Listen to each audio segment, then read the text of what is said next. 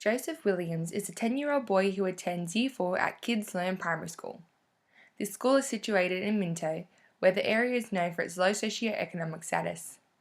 Joseph has always lived in this area with his mother, father, and two older twin brothers, where both parents are unemployed and don't have any interest in the boy's academic outcomes and behaviour as long as they are in school. When Joseph turned 6 years of age, he was excited at the news that he would soon be attending big school with his two older brothers, as he had a strong love for learning about the world around him and couldn't wait to start kindergarten. Miss Stevens was the kindergarten teacher assigned to Joseph's class, who had previously taught his twin brothers Patrick and Luke when they were in kindergarten. Patrick and Luke were the troublemakers of the class. They wouldn't listen to Miss Stevens' instructions, they distracted other students' learning, and interrupted lessons. These boys had a bad reputation in the school community as the William twins, which no teacher desired to have in their class. The deficit discourse surrounding these boys was that they were unable to listen, learn, and behave appropriately as they lived on Penny Street. Miss Stevens read through her class list and saw the name Joseph Williams. She rolled her eyes and sighed in disappointment and began to make behavioural management plans for Joseph, as that was the only thing she cared about, assuming he wouldn't listen to her and would have no desire to learn, just like his brothers. Joseph entered school eager to learn and participate. He would listen and try to contribute to class discussions, try to ask questions and make friends on the playground.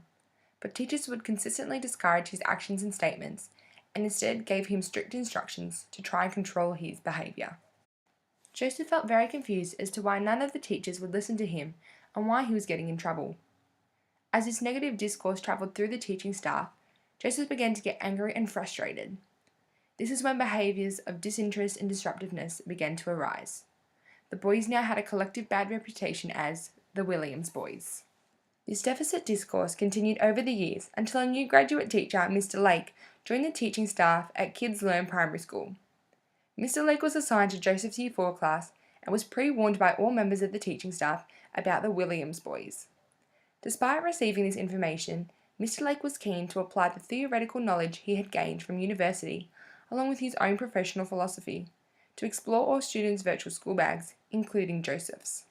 As the school year started, Mr. Lake's goal was to get to know his students and how they learnt best.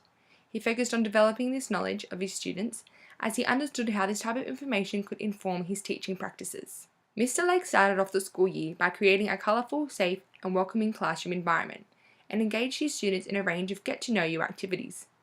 During the day, Mr. Lake realised that Joseph would distance himself at times and seemed to demonstrate a sense of uncertainty, but no behavioural issues or disruptiveness occurred. As students packed up for the day, Mr. Lake told the class to nominate on an exit slip what they would like their classroom theme to be this term and why. Mr. Lake took these responses home, read through them, and made a collection of notes as to what he had learnt throughout the day to try and understand his students better. When he read Joseph's response, he learnt that Joseph had a keen interest in the world we live in, specifically the different environmental landscapes on Earth's surface and the animals that live in them. With this information, Mr. Lake believed that using Joseph's theme idea would be a great way to introduce a cross-curricular geography and science and technology unit of work on the world we live in that would engage all students, especially Joseph. This unit would lend itself to flexible and purposeful teaching and learning experiences that can be differentiated to suit the varied learning styles within Mr. Lake's Year 4 classroom and give Joseph opportunities to share his expert knowledge with his peers. Mr. Lake continued to learn more about his students over the week and connected with them and their personal interests to build positive relationships. He explored all students' virtual school bags, uncovering information about their life experiences, abilities, knowledge, family backgrounds, and much more, and specifically ensured to take time and great interest in connecting with and discovering more about Joseph. Week 2 came around and Mr. Lake wanted to adapt and apply interesting and motivating turnaround pedagogies as soon as possible, as his research had shown the positive outcomes that a change in one's own teaching practices can have on student outcomes and engagement. Mr. Lake got into school early and set up a rainforest-themed reading corner, a curtain made of vines, and implemented a selection of flexible seating options, such as inflatable exercise balls, balance chairs, and standing workbenches. The actions Mr. Lake made to select and implement turnaround pedagogies in his classroom came from listening to his students and unpacking their virtual school bags to consequently disrupt the deficit discourse that he was originally exposed to. With great student success already starting to show, other teachers in the school community had started to ask Mr. Lake what he had done to have such a positive effect on his students' learning, especially with one of the Williams boys.